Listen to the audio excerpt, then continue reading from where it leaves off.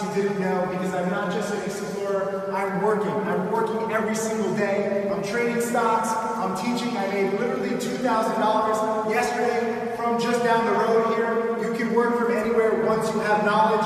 You can study, you can do so much. And I'm so sad that too many of you guys work in jobs that you hate, for bosses that you hate. And I need to show you how beautiful the world is. I need to show you what the laptop lifestyle is like. I want you to get to places like this.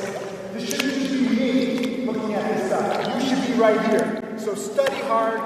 Message me if you want to learn. Be ready to be dedicated. I already have a few millionaire students, but I want more. Get yourself a laptop or a smartphone. Let's do this. The world is beautiful.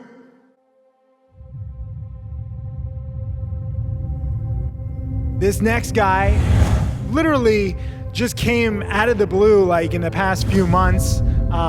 You see him in the chat room, you see him trying different patterns, you see him giving good commentary, but only recently have you really seen the results of all of that effort. And so I am proud to introduce you to a guy who has turned 4,000 now into over 230,000 in less than a year. And if he continues to take it one trade at a time and not get too cocky, he will be a millionaire very soon. And it's kind of cool for you to see him at this stage where he's had some success. And so far he's kept a pretty level head.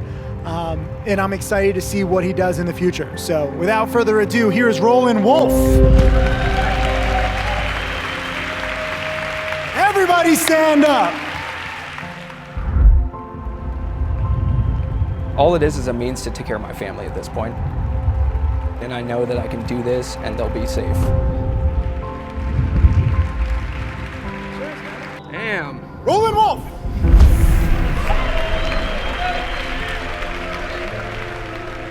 What's up, guys? I'm Roland Wolf. Hey everybody, this is Glenn Osland. I am the producer of the Steady Trade podcast and the soon-to-come Tim Sykes show, and I'm super excited to be sitting here in Scottsdale, Arizona today with Roland Wolf, one of the most successful traders of the Tim Sykes Challenge, right? Would you agree with that? I suppose. Okay. Tell me a little bit about your background. You grew up right here in Scottsdale, is that right? Yeah, I grew up here in Scottsdale, born and raised, and I grew up playing soccer and great family, love Arizona. Yeah. And never really imagined that I would get into stock trading because I just wanted to play soccer. So that's what did you want to be a soccer player? Yeah, I wanted to be a soccer player, and I went to Boston University for a couple years, and I had a full ride there, played there, and then I left after my sophomore year and went to Portugal and then down to South America and Uruguay. Wow. And played down there, and then back to Europe and Croatia, and I was just kind of bouncing around different places trying to get on with the team. And then I got hurt when I was in Croatia. I hurt my ankle really badly, and I was like 23 or 24 at the time, and that was it for soccer. So wow. So I ended up moving back here to Phoenix, and I've been trying to figure out what to do with my life ever since, pretty much. Really? Yeah, for years. Had a job, and started taking classes again to finish my undergrad. Yeah. And that's when I came across Tim Sykes kind of more recently, about a year and a half ago. I was kind of into the stock market. Like, I always liked the idea of investing and whatnot, but I didn't really know what I was doing. I would just take the small amount of money I had and buy a stock. Mm-hmm. Whatever I could afford, it was like a dart throw basically.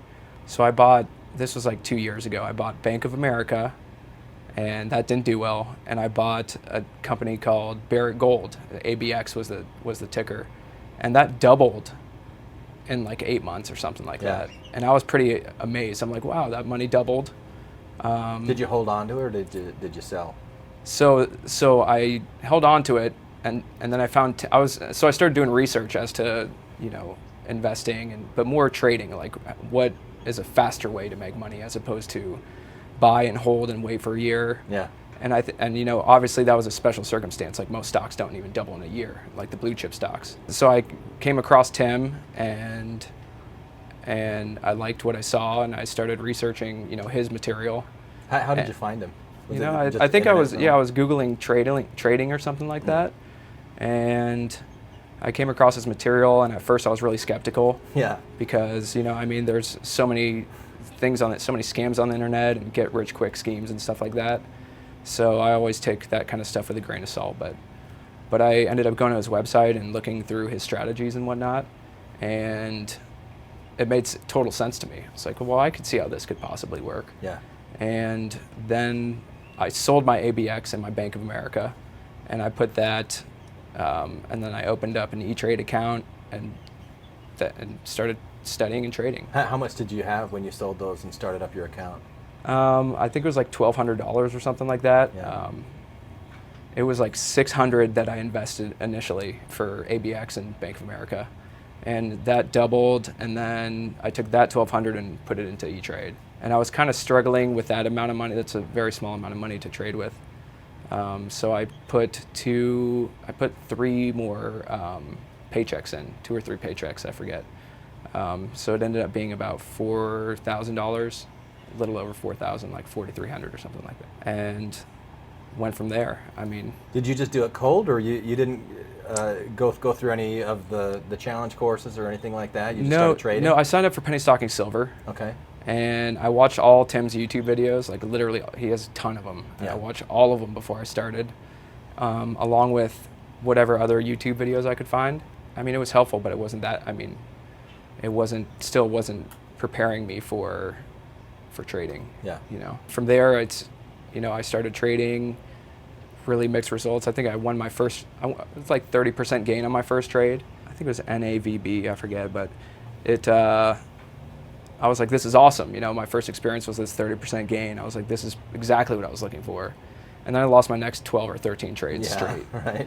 Yeah, and I realized I have to kind of figure something out. So all I was doing initially was I was in penny stocking silver and watching his daily video lessons. Mm-hmm. And I thought that was like enough to learn, but I realized eventually it wasn't. And so I ended up buying Trading Tickers by Tim Grittani and How to Make Millions. And that are those different DVDs that? Yeah, they're different DVDs, okay. Right? And they go way more in depth. And like Grittani's DVD is like Trading Tickers is live trading, and where he does commentary, showing you strategies and stuff like that. Mm-hmm.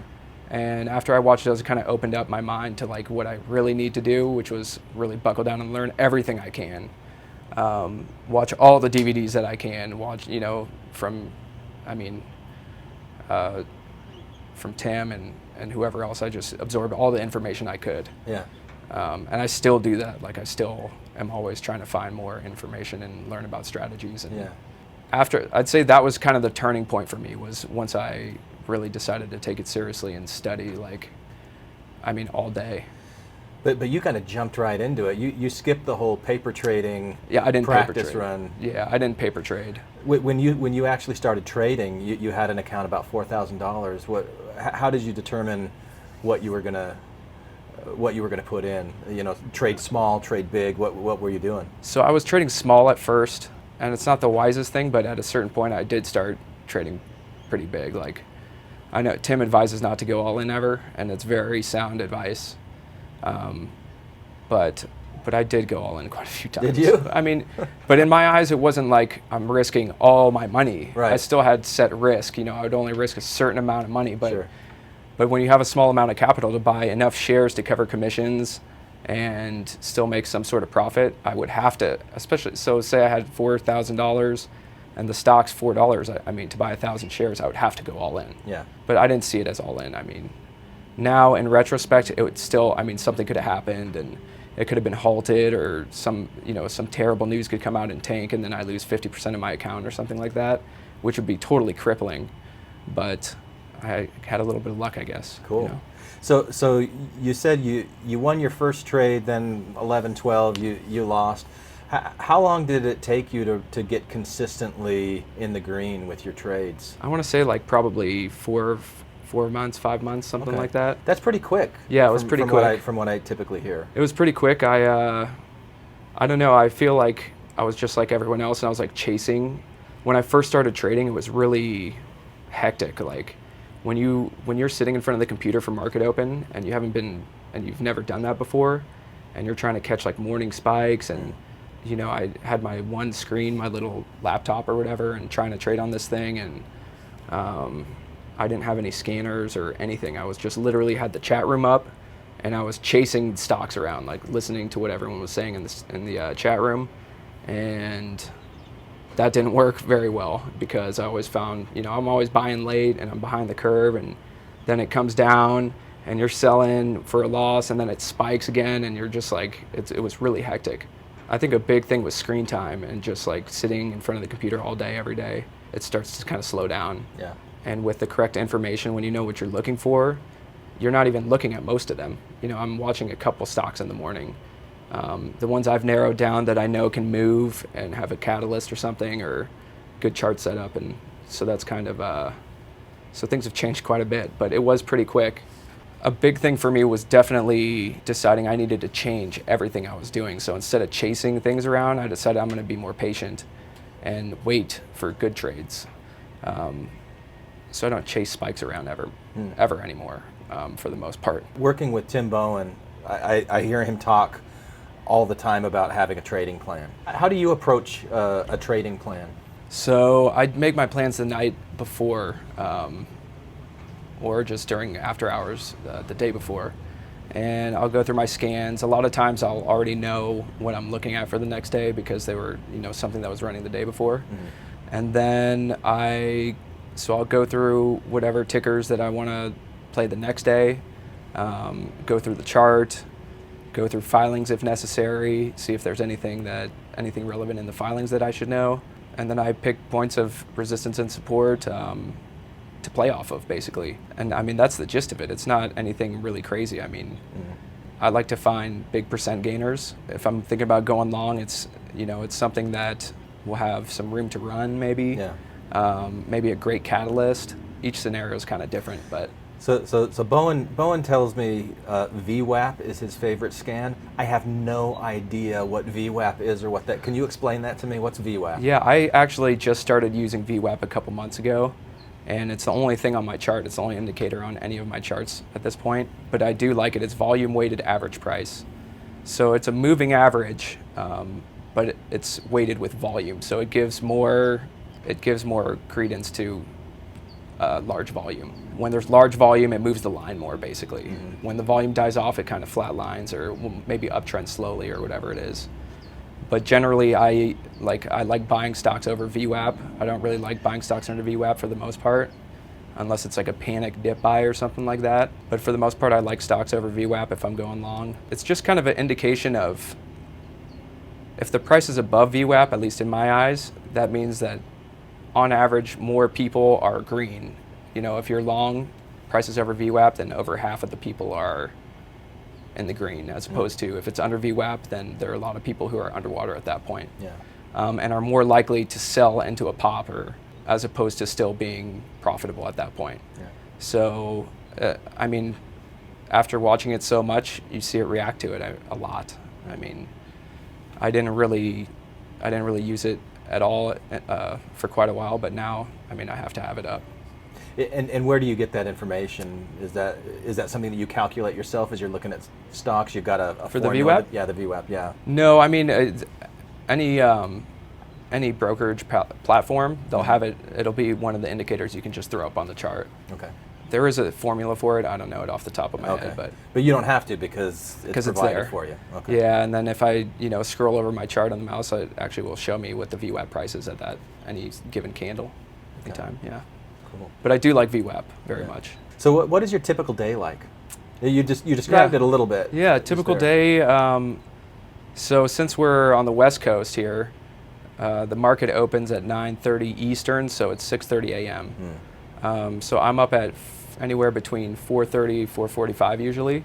I have to remind myself to like drink water and like do it, wake up and do stuff, because normally I just go straight to my computer at home and turn it on and see what news is up and what's going on and where the stocks that I'm playing, where they're at pre-market. It's a little bit early though. It's still 7:30, so it's still 2 hours before market open. But that's what I do, and then I'll go through whatever news hit that day, see what's in play, go through the filings for those tickers, go through the charts for those tickers, come up with a plan for any tickers for news that might be running that morning. A lot of the time I'll end up playing tickers that had news that day, so it's not necessarily going to be my plan from the day before, like that I had planned on, but I still come up with a plan at least. That's why I wake up early, so I can have time to see the news, come up with a plan. Yeah. I used to wake up at like 30 minutes before market open maybe, and get to the computer and just wing it. Like, oh, this has news, and just buy it pre-market. And I had some success, but I had a lot of failure with that too, because you don't know what, no research, no plan really. That's been one of the biggest differences, was having a plan. When you do that, when you have a plan and you're watching stocks, did they develop kind of like a personality to you, where you say, oh yeah, this stock, I know what it does. It moves like this, then it hits this point, then it goes up or down. It's something that there's some predictive quality that you're able to get? Yeah, totally. I mean, for the most part. The last couple weeks has been a little different. There are stocks that normally would get crushed that have been just going crazy. HMNY's one, it went from $250 to like $40 in a couple weeks. Wow. Prior to that, every single spike was just demolished. Like, they would end up getting, just crushed. So I didn't play it at all because of that. Like, and that's one of the cool things, is like, the longer I've been doing it, the more I recognize when a ticker comes up that I don't even have to look at it, to the long side at least. I still have to do the research just in case something fundamentally has changed with that company. Something happened with HMNY, obviously, and it went to $40, and I missed it because of my bias that I didn't even look at the ticker. And, a week later, I'm like, holy, this thing's at $15? Like, what happened? But for the most part, it does help the experience, and every time a ticker comes up, I know, for the most part, if there's a financing going on, if they're likely to dilute, or if they need money, and it makes a big difference for me in terms of time. Like, I don't have to spend too much time on a stock that is going to go nowhere. Yeah. When you're trading, do you get in and you get out the same day, or do you hold over? Do you go long, or do you keep it short? How do you do that? Yeah, for the most part, I'm in and out in the same day, or sometimes within an hour, whatever. Yeah. Whatever the chart lets me stay in for. I've tried swinging some stocks in the past, and I just don't. What does that mean? Like, buying and holding, or shorting and holding for a couple days, maybe 2 or 3 days, a week, and I just don't. I feel like I'm a very patient day trader, but when it comes to swing trades, I get so impatient. Yeah. And when the volume, starts to die off on a lot of these stocks, I get really uncomfortable. So it's something I'm actually working on currently, is trying to, work on swinging a little bit more. But I'm comfortable day trading, and I typically don't. I mean, the longest I typically hold is one night. Yeah. And then I'm usually out in the morning. What kind of an emotional ride is this? You described your daily routine. It sounds very methodical, but there's got to get these points where your blood starts pumping, adrenaline's up. What gets your blood going? I mean, low float stocks, with a small amount of shares available, that are running on news, doing huge volume with float rotation, meaning like the float's being rotated through several times, changing hands. And when that happens, it's gotten a lot better. I mean, when I started, just the market open, like just when it opened, my heart would get going, and I would just and it kind of clouds your judgment, I guess you could say, when you're in a state of excitement like that. So these days, it doesn't happen that much. Like, if I'm in a losing position, or I'm winning a lot of money, or it's a low float, or it's a slow moving stock, I try my best to keep kind of even keel. Now, I mean, I still get happy, like, when I see the green, and when a trade's going my way, like, I'll even, yell out, like, yeah, I'll be like really happy. But I try to keep it in perspective that it's just another trade, and I need to stay focused, completely focused on what's happening in front of me, as opposed to how I'm feeling about something, or especially in losing positions. That's when that's when it's really easy to justify things and say, oh, well, it's doing this, and it's bouncing here, and there's support here, and I find that if I can try to stay as even keel as possible and be really analytical, as opposed to hopeful or wishful or something like that, I've just had so much better results. Like I don't get scared out of positions without when it's unnecessary, and I don't sell positions when it's unnecessary for the most part, at least how I see it. Yeah. So you've been doing this a year and a half, and you said about 4 or 5 months it took you to start getting in the green, start winning. When did you get involved with Tim Sykes and the Millionaire Challenge? Was that before the 4 or 5 months? Was that after? No, that was after. I actually didn't get into the challenge until early this year, I think, like January or something like that. January, really? Okay. I don't remember exactly when maybe March actually. It hasn't been that long, maybe March. Yeah, I mean, the challenge has been awesome. Like, I was just excited.